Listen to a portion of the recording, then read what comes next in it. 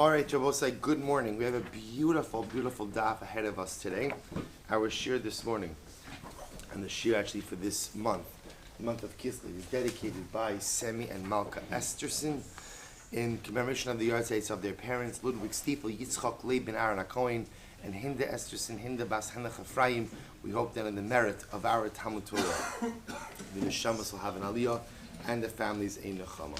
We'll say also a special mazel tov to Moshe Ben Sion, Pacino, and family on the birth of a granddaughter in Eretz Yisrael, to their children Shana and Moshe. Mazel tov, mazel tov. All right, we'll say let's begin. Today's daf is Tzadik Dalet. Really, really, really beautiful daf today. Mamish, no exaggeration. So here we go. Tzadik Dalet 94. We're picking up at the Mishnah. Tzadik Gimel Beis 93b. The Mishnah. Chomer b'smicha mi b'tenufa. So we'll say now again we're comparing, not really comparing. Yeah, comparing the processes of smicha and tenufa. So remember again, smicha is the leaning on the animal, as we discussed yesterday, with all of its halachic intricacies. Tenufa refers to the fact that certain sacrificial processes or sacrificial offerings require waving. So the Gemara, the Mishnah says, there's a chumrah that smicha has over tenufa, ub'tenufa b'smicha. Another chumrah that tenufa has over smicha. Rabbi say, what's the chilik? She'echad meinif l'chal ha'chavim. So first of all, if you bring a carbon, a group carbon, so one individual, one member of the group has the ability to participate in the tenufa on behalf of the group. Rabbi, so again, remember, we spoke about how does tenufa occur.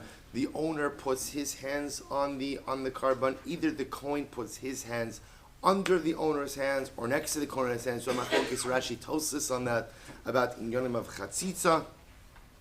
So the idea is you don't need the whole group to participate in the tenufa. Only one person has to do it on behalf of the group. However, ve'ein echad somich l'chol ha'chaverim.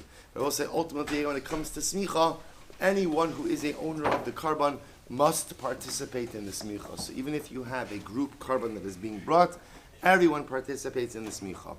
Chomer b'tenufa. So what's the chomer that tenufa has? Tenufa hagis bekarbanos hayachar ubekarbanos hatzibor. Tenufa with the chayim, live animals, as for example, again with the katsera, with the shechted animals, yes, and you were alive, you also wave. Again, there's stuff that's done with life, as well as with things ultimately again that have no life. Rashi says, like lechem u'menachos, like loaves of bread and menachos. Masha enke mismicha. Most as opposed to smicha, because smicha is only done on the head of a living animal, and that is it. Good. Tan Rabbanon. So Gemara says as follows: Karbanon, l'rabos kol ba'alei karban l'smicha. So we actually had this drush in yesterday's daf. The pasuk says karbano v'samach es yado al rosh karbano. So we learned from there that in general, when bringing a karban, there is an obligation of smicha. So the Gemara says shiyachol v'halodinu, because I would have thought otherwise. Uma tenufa shenis rabbe b'shchutin nisma'ata b'chubarin. So I might have thought as follows: when it comes to tenufa, which again halacha l'maisa will say has a much more expansive reach than smicha. Right? Remember, smicha is only done on the head of a living carbon. After that, there's no smicha. Tenufa, as we just saw in the Mishnah, Bosai is done in a variety of different circumstances. Living animals, shechted animals, living items, non-living items, all different kinds of things. So I would have thought as follows. When it comes to Tenufa, Bosai, which is done with both animals that are alive as well as animals that are shechted, nisma'ata b'chubarin. Yet Bosai, when it comes to a group carbon, the halacha is that only one member of the group has to go ahead and do the tenufa. You don't need the remaining members of the group to do so. I would have thought smicha shalonis rabbi b'shkutin. Therefore, smicha Rabbi, which has a much smaller hold, or I should say a much smaller scope than tenufa, and that smicha is only done with living animals, is not done with shkutin. Eino din shetismaid b'chubar. Certainly, I would have thought that the whole group doesn't have to do smicha, but rather all you need is one member of the group to do smicha. Talmud lomar karbano. Both say therefore the pasuk comes along and teaches me karbano. What does karbano teach me? The rabbos call ba'alei karban l'smicha, to teach me that halacha l'maisa every member of the group is obligated to do smicha. I v'tisra betenufa b'chubarin mikal v'chomer. So say if that's the case, then I would say maybe I should learn out that what you should have, that every member of the group has an obligation to do tenufa. How would I learn that from? We'll say from a Kal V'chomer. What's the Kal V'chomer? Uma smicha shelo nisrabsa b'shchutin nisrabsa b'chubarin. We'll say when it comes to smicha, which ultimately again does not apply to shechted animals, but yet we see it applies to a group, i.e., that when you have a group, every member of the group has to do smicha. Tenufa shenisrabsa b'shchutin eino din shenisrabsa b'chubarin. Then I will say all the more so tenufa, which does apply to animals which are shechted, certainly should apply to a group, and every member of the group should have to go ahead and do tenufa, to which the Gemara says, Mishum delo afshar. So I say, here's the problem. Because it's not possible. In other words, you can't have tenufa done by the group. Why is that? Hey chilav, I will say, let's figure this out. You have a group of people going ahead and bringing a carbon. You want to suggest that all of them could do tenufa together? Impossible. How would you pull that off? Hey chilav. Lin fukulu b'hadi adadi. We'll say if you want to say that all of them should go ahead and do tenufa together, have yechatzitza. See, I say the problem is if you have a large group of people and what? They're all doing tenufa together, there's only so much surface area of the animal to put your hands on, which is you're going to be putting their hands one after the other on it, and the Gemara says that's going to be impossible. It's going to be a chatzitza. It's going to cause an interposition on the carpet. As I said, the halacha is that tenufa must be done while touching the animal itself. To which the Gemara says, "Leiniv v'le hadir v'leiniv." So maybe you'll say, "Let's do tenufa over and over and over." In other words, let each person do tenufa on their own. Tenufa amarachmana below tenufos.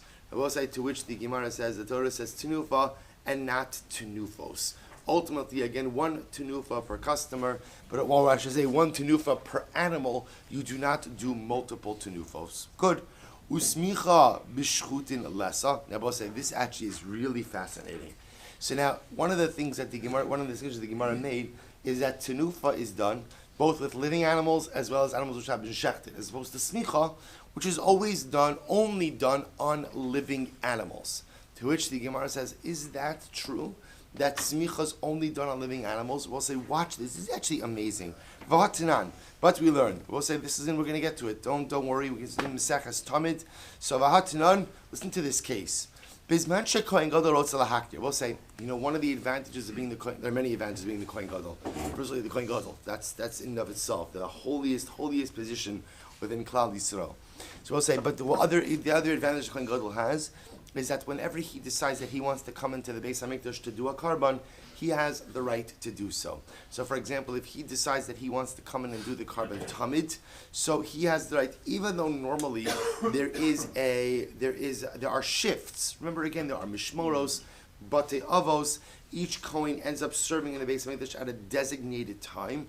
The kohen gadol has the right, at his discretion, to come in and do the avoda. So it says the Gemara, watch this. When the kohen gadol wants to come and do the avoda, now we'll say this particular case is talking about the karban tamid.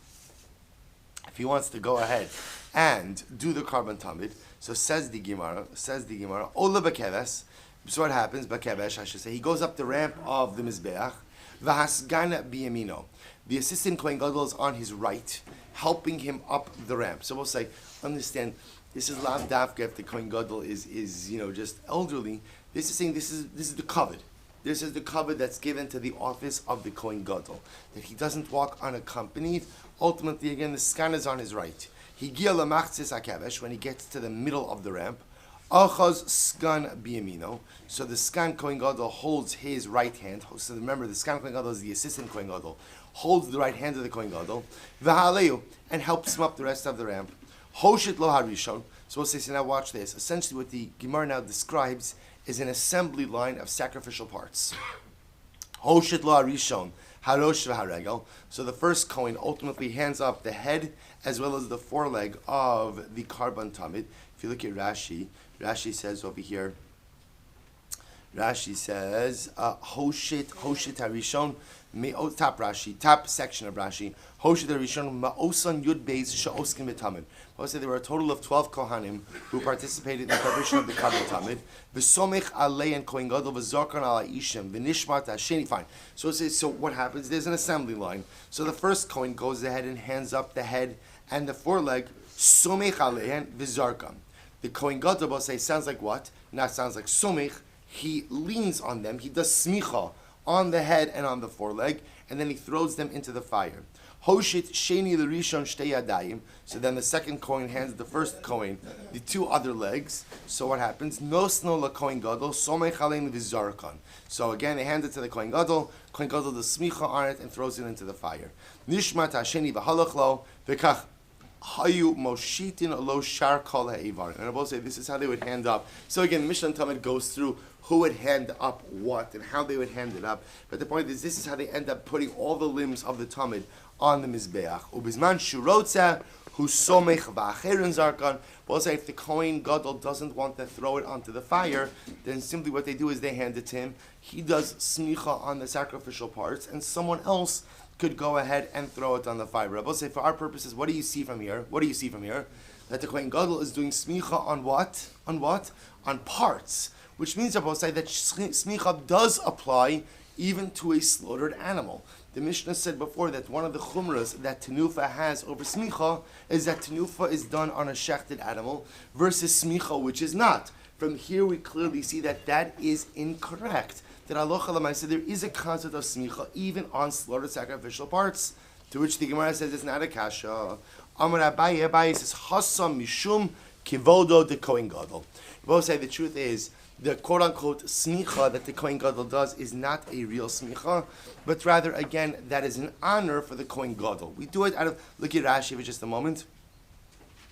Rashi says, we'll say, actually look at Rashi Kisvei Yad, the second section of Rashi, right before the new parak, right after the two dots, right by the two dots. Halav smicha gimurihi, ela mishum yikra de Kohen Gadol, shete aktarasa mu'ula mishar aktaras. See, Rabbi say, this is out of cover to the Kohen Gadol. We want the Kohen Gadol's offering to be different than that of a regular Kohen.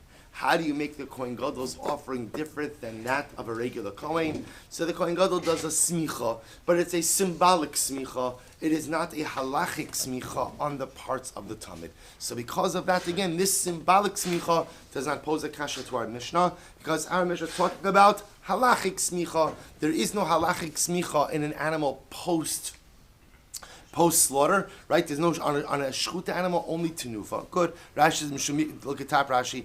Mishum yikra the Kohen Gadol. Shehei nira kimo shehikriv hues kulon. Haya somech alein v'lote smichasam nohages b'shchutim etras. It's actually very interesting because the two gersaos of Rashi are a little bit different. According to the top version of Rashi, the point of the smicha is that it should look like that the Kohen Gadol is doing the full avoda, including what? Including smicha, shchita. So we want the Kohen Gadol to look like he's doing everything. Therefore, we have him do a symbolic smicha.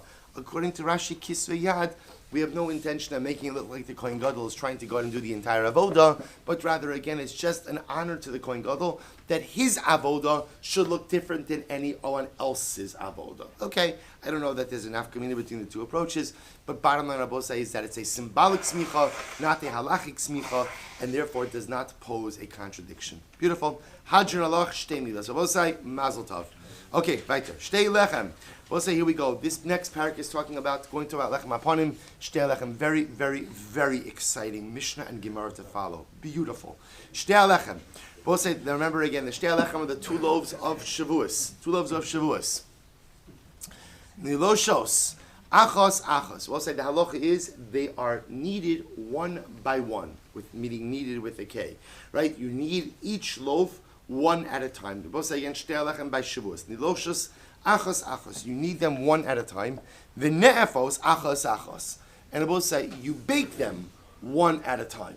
Very interesting. So kneaded one loaf at a time, baked one loaf at a time. Lechem aponim, both say conversely or not conversely. Lechem aponim, niloshos, achos, achos, are also kneaded one loaf at a time. The ne'efos, shtayim, shtayim. But are baked two at a time. Are baked two at a time. Very interesting.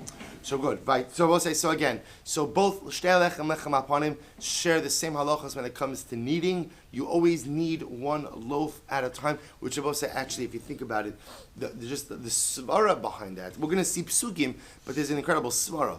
The svara is, you don't want mass production in the Beis HaMikdash. You want individualized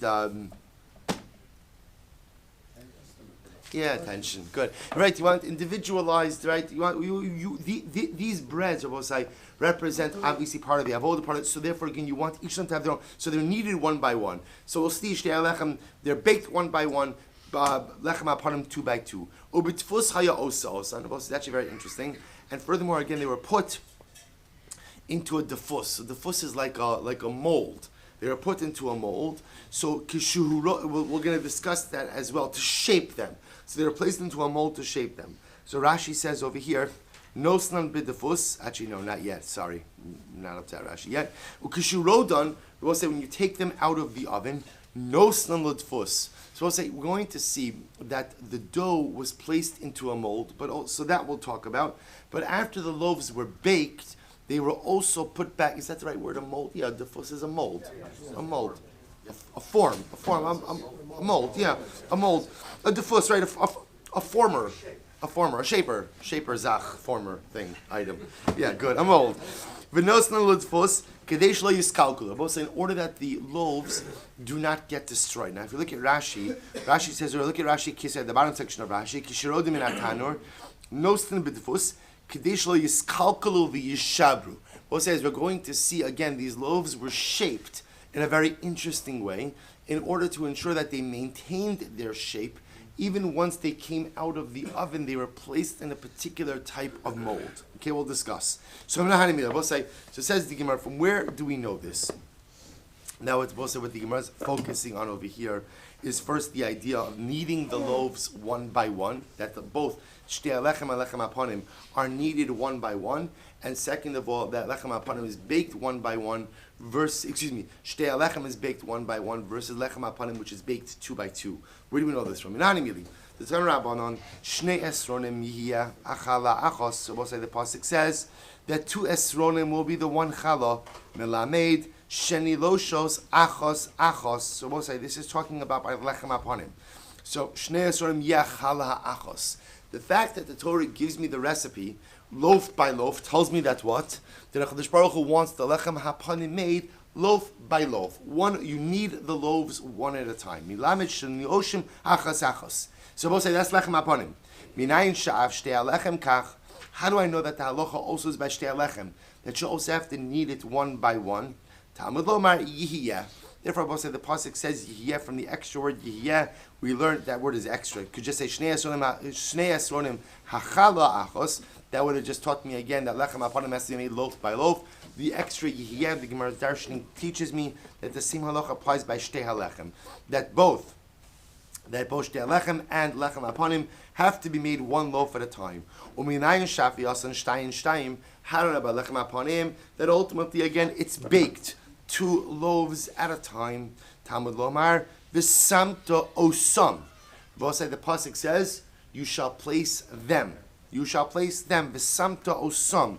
So the fact that it says osam, the minimum definition of osam means what? Osam ultimately means 2, right? So therefore, again, we see now. We're gonna question this pasuk a little bit because, interestingly enough, this pasuk v'samta osam is actually talking about the placement of the lechem on the shulchan itself. We'll come back to that. Rashi says over here, if you look at Rashi Kisvei Yad, the second section. I'm sorry, but look at the second section of Rashi. V'samta, so we'll say, by the way, just I'm going to point out to you, the 2 sections of Rashi end in this parak. There's no more 2 versions of Rashi anymore. We're going back to 1 version of Rashi. So in fact, if you look at the bottom section of Rashi here, that's just the 1 perush of Rashi over here. So look what Rashi says: V'samtem osam sima rishona sha'ata osam mehem dainu betanor tehei belashon osam. So we'll say the way the Gemara is dashing this over is v'samtem osam means the first placement. The first placement. What's the first placement of the loaves? The first placement of the loaves is not on the shulchan. The first placement of loaves, Rabbi say, is where? Is in the oven.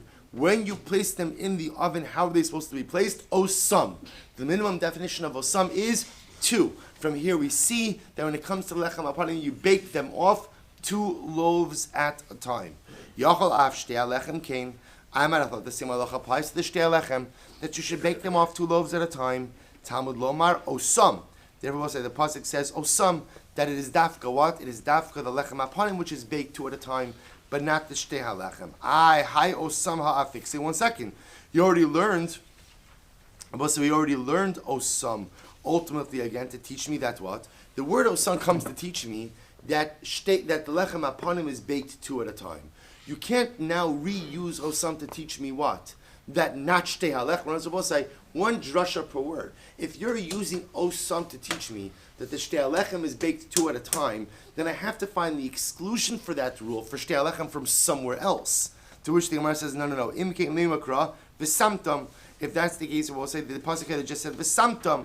My v'samta osam. Why does the Torah use two words? Shamas minat tati. We'll say they teach me two things. Now the two halachos are somewhat interconnected. Halacha number one is that lechem apanim is baked off 2 loaves at a time. But it also teaches me that what?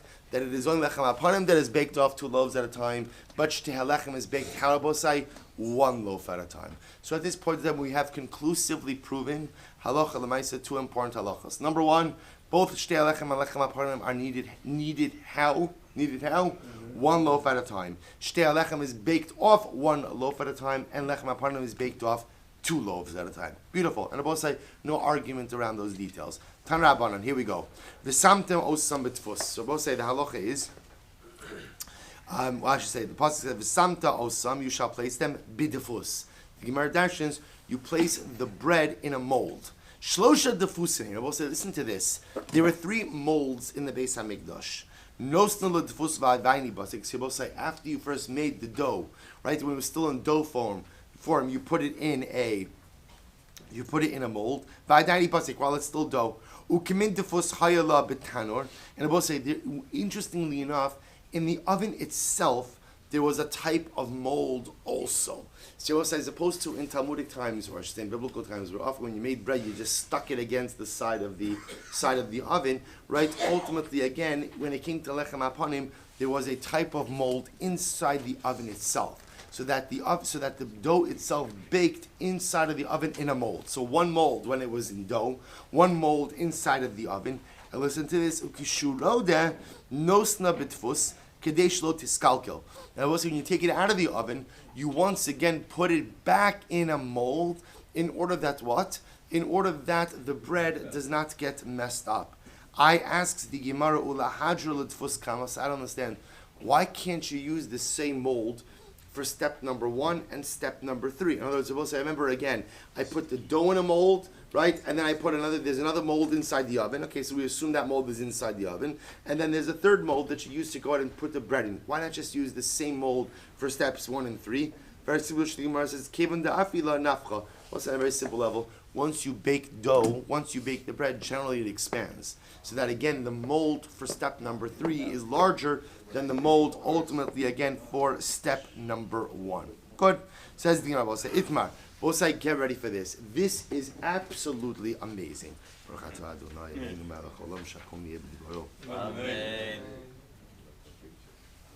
This is mamish amazing. Itmar, get ready. Lechem apanim. We'll say, how did they make the lechem apanim? This is amazing. Kesar osanosa. We'll say, we're going to get now, how did they make the lechem apanim? So we'll say, you're going to see now an incredible machlokes. So we'll say, I'll tell you what, this is fascinating, yet there's also an element of tragic sadness in this.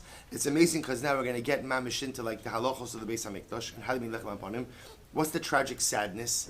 See, both say that we don't have it now, and that you see Churban and diaspora has been so turbulent that we don't even remember the details. On the both side, obviously, once as you're going to see, we're going to see machlokes lechem apanim. Someone's right, someone's wrong. See, both say we live in an age of moral equivalency. And in moral equivalency, everyone is right all of the time. You're never allowed to tell someone that they're wrong. They're not wrong, it's just different. It's just alternate. It's just this, it's just that. We'll say Judaism doesn't operate that way. In Judaism, there's right and there's wrong. There's right and there's wrong. There's black and there's white. There's kasher, there's treif, there's tamei, there's star. Not everything is elu v'elu. Very, very important yesod. There are times where there is a multiplicity of opinions, but there are times when there are just certain things that are correct and certain things that are wrong. So also what's amazing about this is as follows.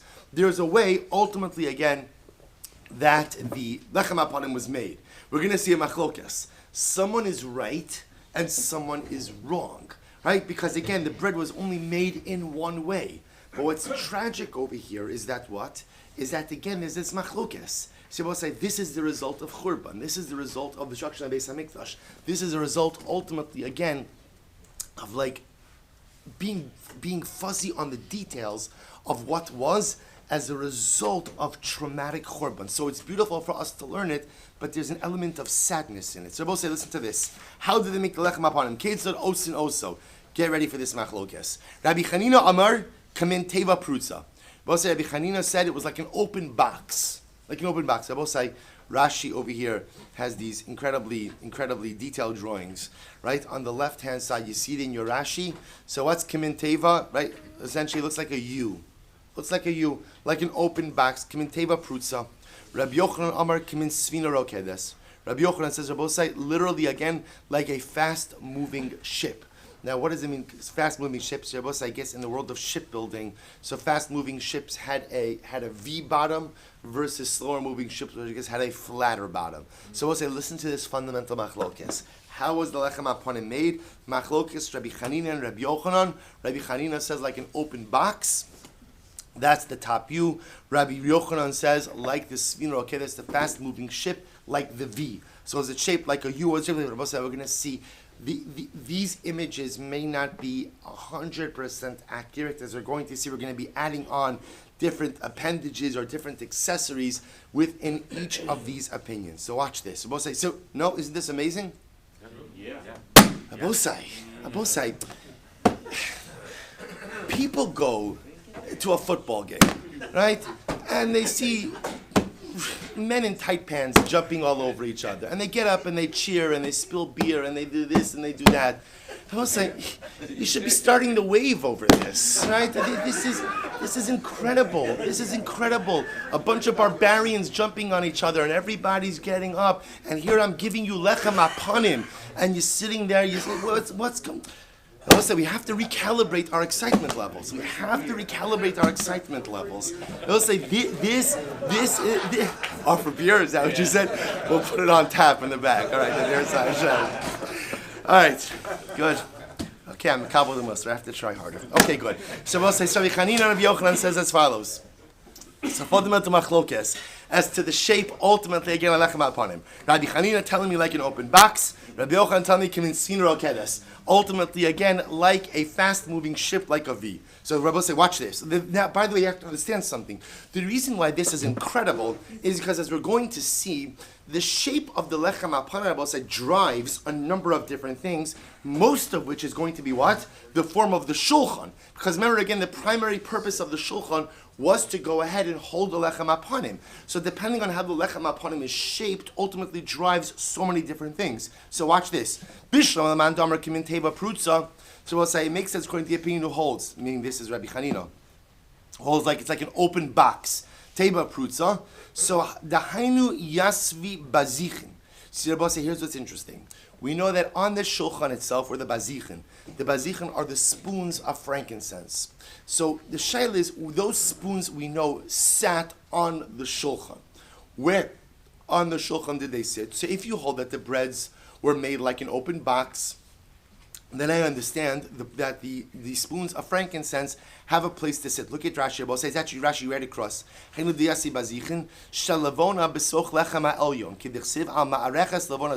we'll say, listen to this. The Gemara is supposing right now that the bazichin, the spoons of frankincense, sat on top of the lechem haponim. So if you hold that the lechem haponim was like teva prutza, it was like an open box, like the U, then I understand that where can you place the spoons of frankincense? Where can you place it? On the bread. Literally, again, on the flat part of the top loaf of the bread. It fits beautifully. However, but I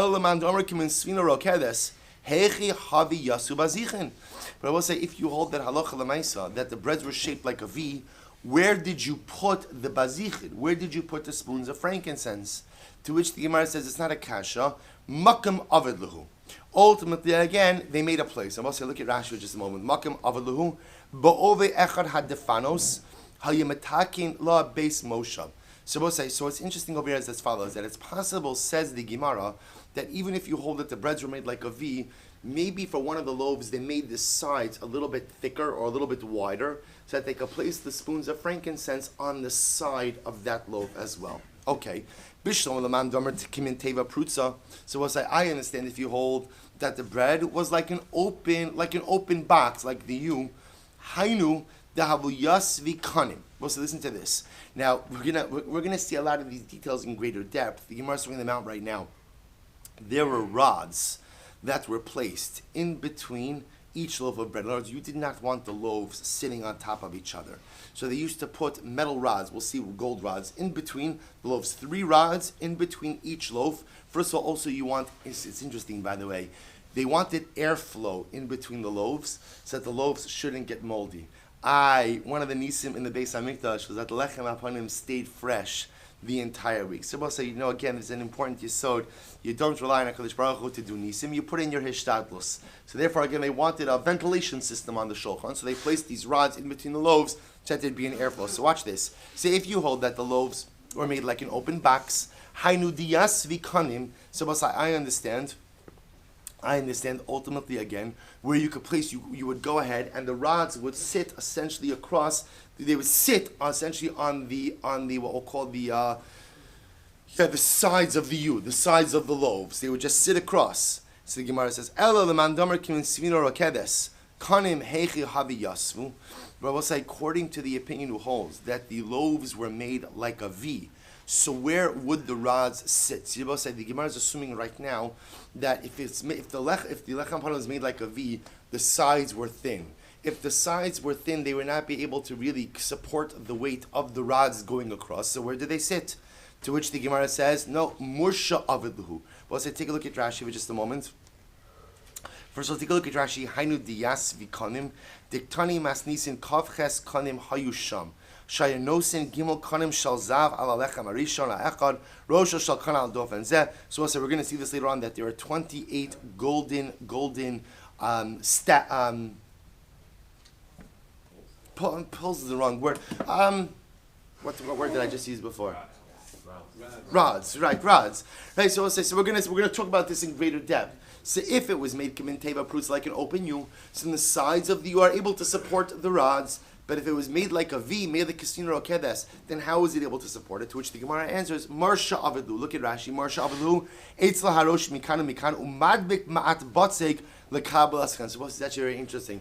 So apparently, if you were the kasino rokedes, they would add a little bit of additional dough by the sides of each loaf to be able to support the rods. Okay, so the Gemara says, Bishlama Mersha Avadlu, Bishlama Laman Damar Kimin Teva Prutza, Hainu Disamchi Le Snifin Lelechem.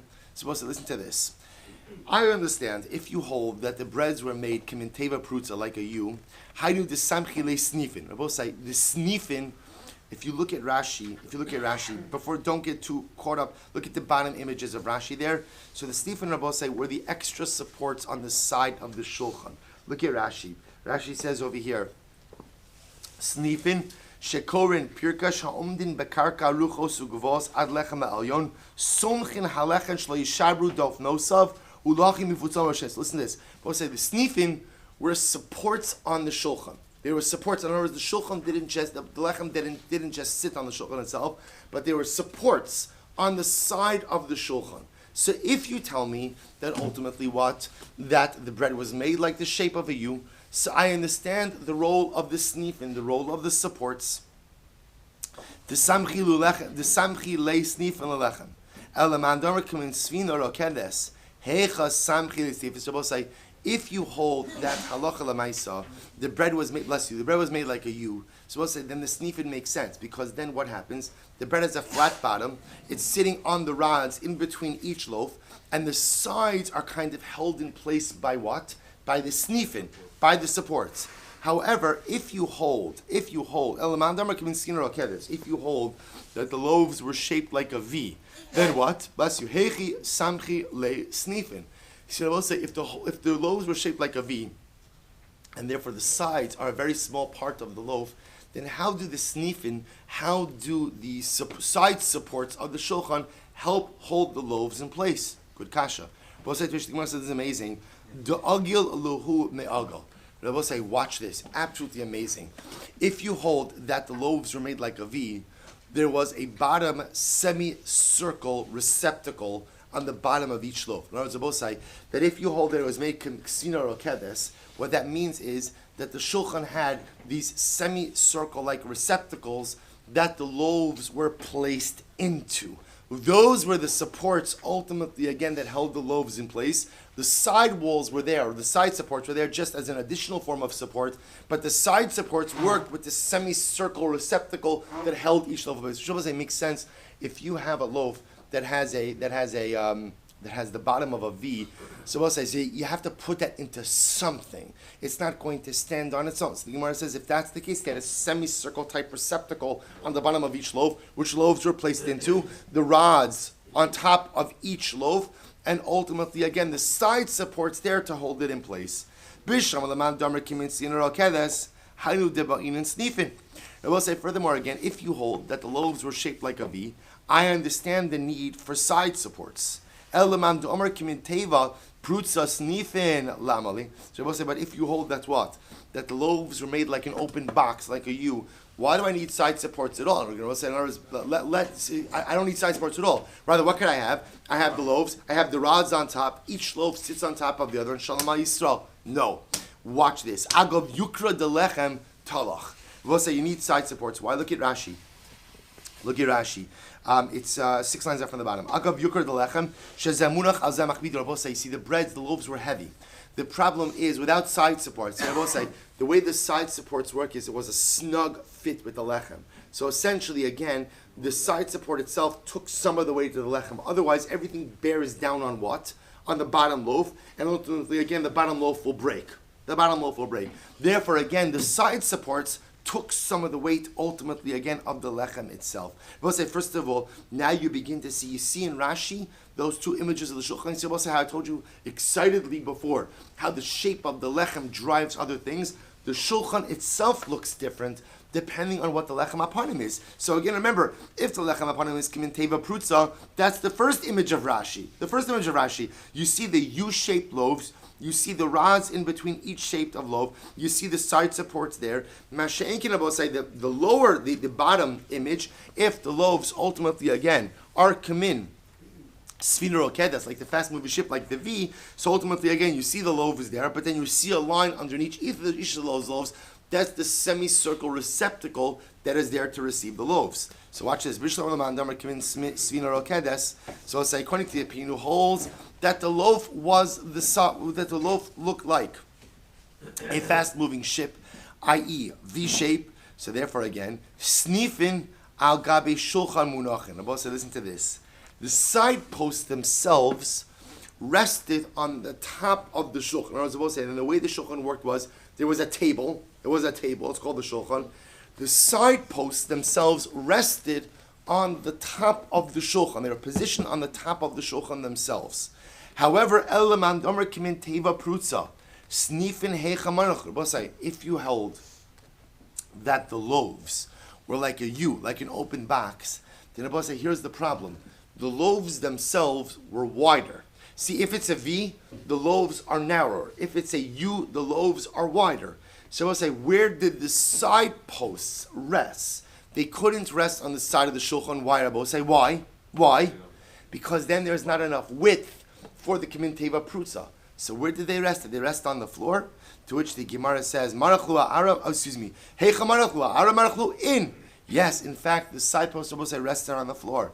Rabbi Abba bar Mama l'divrei omer kimin sina rokedes snifin al gabe shulchan munachin l'divrei omer kimin teva prutza snifin al gabe karka munachin. Wow, Rabbi, say, watch this. See, everything depends. It's absolutely amazing. Everything depends on the shape of the lechem. If you held that the lechem was kimin sfina rokedes, that it was like a V, then Rabbi say it was not as wide. If it was not as wide, then the side posts, the side supports, we'll call it, which were the supports that were there. See, you can't really tell this from the image over here, because Rabbi say the image here is a bit misleading. The image here is only showing you the side supports vis-a-vis the lechem. If you notice, it's not showing you the shulchan. How do you know it's not showing you the shulchan, Rabbi say? How do you know it's not showing you the shulchan? Because there's no shulchan. Remember, a shulchan is a table. A table is a flat surface. A flat surface. So we'll say, ultimately, again, if you notice in these pictures, there is no flat surface. So the shulchan there was airspace, there was a table, then there were side posts which supported lechem aponim. There were 2 stacks of lechem aponim. All you're seeing over here is 1 stack of lechem aponim. So we'll say, so watch this, says the Gemara. If you hold that halacha lamaisa, it was kimin teva, it was sfina rokedes. So ultimately, if you hold that it was like a shape of a V, the lechem is more narrow. The side posts, listen to this, sat on top of the shulchan. So the side posts, the side supports themselves, sat on top of the actual table itself and supported the breads. If you held that it was kimin teva prutza, it was like a U, the loaves are wider, and therefore again the loaves effectively occupy, the 2 stacks of loaves occupy the full area on top of the shulchan. If they occupy the full area, the top of the shulchan, then what?